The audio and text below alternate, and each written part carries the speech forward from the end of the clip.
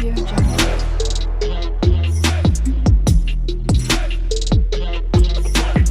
Audio Jungle. Hey guys, welcome back to our channel. ఈరోజు మనం ఒక ఇంట్రెస్టింగ్ టాపిక్ గురించి తెలుసుకుందాం. సముద్రంలో పయనించే పెద్ద పెద్ద షిప్స్ మీరు చూసే ఉంటారు. అందులో ప్రయాణించాలని చాలామందికి ఉంటుంది, ఒక ఊరులా ఉంటుంది. వీటిని చూడగానే చాలామందికి చాలా ప్రశ్నలు వస్తాయి. అసలు షిప్స్ని ఎలా తయారు చేస్తారు? వీటిని సముద్రంలోకి ఎలా లాంచ్ చేస్తారు? సముద్రంలో ఏం వేసినా వెంటనే మునిగిపోతుంది, కానీ అంత పెద్ద షిప్స్ ఎందుకని మునిగిపోవు? దానికి సమాధానం ఈరోజు ఈ వీడియోలో మీకు చెప్తాను. వీడియోని ఎక్కడా స్కిప్ చేయకుండా చివరి వరకు చూడండి. అసలు పెద్ద పెద్ద క్రూజ్ షిప్స్ని ఎలా తయారు చేస్తారో మీకు తెలుసా? అసలు దాని సైజ్ చూడగానే దాన్ని తయారు చేయడానికి చాలామంది పని చేస్తుంటారని అనిపిస్తుంది. యాక్చువల్లీ ఒక షిప్ తయారు చేయాలంటే 2 to 3 years పడుతుంది. దీని బరువు కూడా 1,00,000 టన్నులు పైగే ఉంటుంది. కేవలం క్రూజ్ షిప్లోనే 8,000 నుండి 10,000 వరకు ప్రయాణికులు ప్రయాణిస్తారు. ఈ ప్రపంచంలోనే పనిచేసే కంపెనీలు చాలానే ఉన్నాయి. Samsung, Hyundai, Mitsubishi, STX ship building లాంటి పెద్ద పెద్ద కంపెనీసే ఉన్నాయి. ఈ కంపెనీస్ ప్రతి సంవత్సరం ఎన్నో క్రూజ్ షిప్స్ను తయారు చేస్తారు. ఒక షిప్ని తయారు చేయాలంటే ఒక పెద్ద విశాలమైన ప్రదేశం కావాలి. ఆ ప్రదేశం కూడా సముద్రానికి దగ్గరలో ఉండాలి. ఎందుకంటే ఒకవేళ షిప్ చాలా దూరంలో తయారు చేస్తే ఆ షిప్ని ట్రాన్స్పోర్ట్ చేయాలంటే చాలా సమస్యలు వస్తాయి. అందులో చిన్న పొరపాటు చేసినా కొన్ని కోట్లు నష్టపోతారు. ఒక షిప్ తయారు చేయాలంటే ఒక విశాలమైన ప్రదేశం అండ్ ఆ విశాలమైన ప్రదేశం కూడా సముద్రం దగ్గరలో ఉండాలని మీకు ముందే చెప్పాను. అయితే షిప్ తయారు చేయాలంటే ఫస్ట్ దాని యొక్క డిజైన్ని ప్రిపేర్ చేస్తారు. డిజైన్ మొత్తం పూర్తి చేశాక ఇక కన్స్ట్రక్షన్ స్టార్ట్ చేస్తారు. కన్స్ట్రక్షన్లో ఫస్ట్ ఆఫ్ ఆల్ షిప్ యొక్క హల్ని బిల్డ్ చేస్తారు. హల్ అంటే షిప్ యొక్క బాడీ. అందులో ఐరన్ని యూజ్ చేయరు, ఎందుకంటే సముద్రంలో ఉన్న వాటర్ సాల్ట్ వాటర్ కాబట్టి ఆ సాల్ట్ వాటర్లో ఎలాంటి మెటల్ అయినా తుప్పు పట్టిపోతుంది. అందుకే స్టీల్ని యూజ్ చేస్తారు. స్టీల్ తుప్పు పట్టదు, ఎందుకంటే స్టీల్ ఒక అలాయ్. అందులో ఐరన్ అండ్ కార్బన్ని యూజ్ చేస్తారు.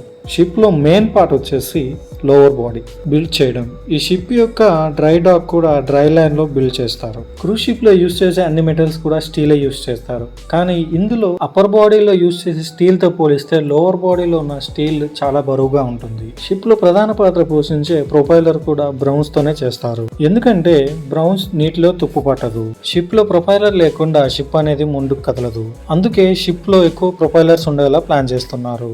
ఇందాక చెప్పినట్టుగా షిప్ యొక్క ప్రొపైలర్ ఎంత అవసరమో షిప్కి రడ్డర్ కూడా అంతే అవసరం.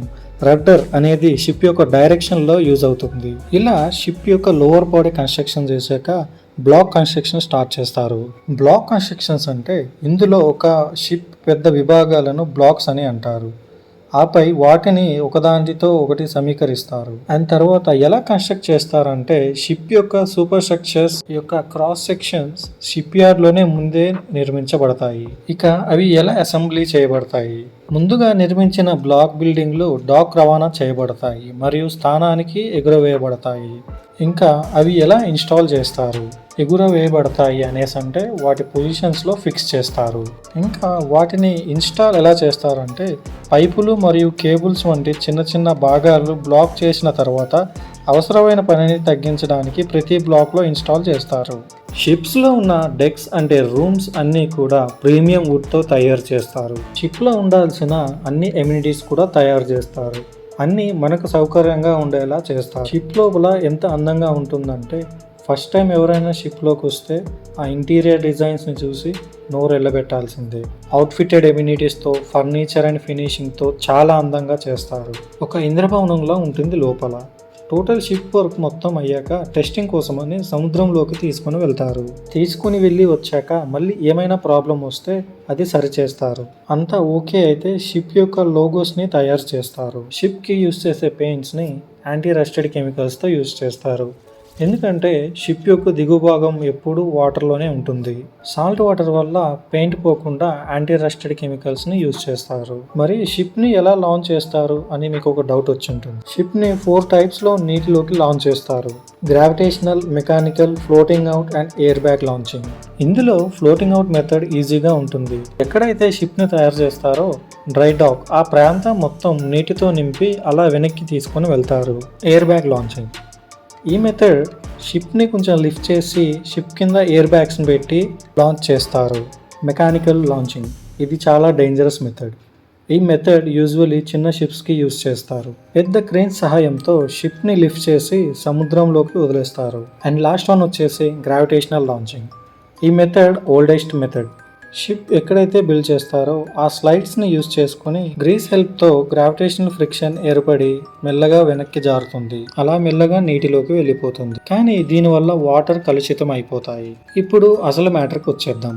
అసలు షిప్ ఎందుకు మునిగిపోదు? గైస్, మీరు చూసే ఉంటారు, చాలా వస్తువులు నీటిలో మునిగి మళ్ళీ తేలుతాయి. ఇదంతా బాయింట్ ఫోర్స్ వల్ల జరుగుతుంది. ఒకవేళ ఒక వస్తువు లోపల ఖాళీ ఉంటే అది తేలుతుంది. ఒక వస్తువు మునుగుతుందా తేలుతుందా అనేది దాని యొక్క డెన్సిటీ మీద ఆధారపడి ఉంటుంది. చాలా వరకు షిప్స్ సైజులో పెద్దగా ఉంటాయి, కానీ సైజులో పోల్చుకుంటే దాని యొక్క బరువు చాలా తక్కువగా ఉంటుంది. యాక్చువల్గా షిప్ని వాటర్ డెన్సిటీతో పోల్చుకుంటే తక్కువ డెన్సిటీతో బిల్డ్ చేస్తారు. దీనివల్ల షిప్ని నీటిలో ఉన్నప్పుడు సగం వాటర్ బయటకు వస్తుంది. అందువల్ల అది నీటిలో తేలుతుంది. ఫ్రెండ్స్, మీకు కరెక్ట్గా అర్థం కావాలంటే ఒకే రకంగా ఉన్న 2 బాల్స్ తీసుకోండి, iron ball and rubber ball. Iron ball వచ్చేసి 1/2 kg నుండి kg వరకు వెయిట్ ఉంటుంది. అదే రబ్బర్ బాల్ చూసుకుంటే 200 గ్రాముల నుండి 300 గ్రాముల వరకు ఉంటుంది. రబ్బర్ బాల్ అనేది నీటిలో తక్కువ స్పేస్ తీసుకుంటుంది. దీనివల్ల అది నీటి మీద తేలుతుంది. కానీ ఐరన్ బాల్ అలా కాదు, అది ఎక్కువ స్పేస్ తీసుకుంటుంది, అందుకే మునిగిపోతుంది. పెద్ద పెద్ద షిప్స్ కూడా ఇలానే పనిచేస్తాయి. చూసారు కదా ఫ్రెండ్స్ ఈరోజు వీడియో మీకు నచ్చింది అనుకుంటున్నాను. నచ్చితే లైక్ చేసి, షేర్ చేసి, కామెంట్ చేయండి. మీలో ఎవరైతే మన ఛానల్ని కొత్తగా చూస్తున్నారో వాళ్ళు మన ఛానల్ని సబ్స్క్రైబ్ చేసుకొని వీడియోకి ఒక లైక్ ఇచ్చి షేర్ చేయండి. మళ్ళీ ఒక ఇంట్రెస్టింగ్ వీడియోతో కలుసుకుందాం. అప్పుడు వరకు see you, bye bye. Signing off మీ BTB.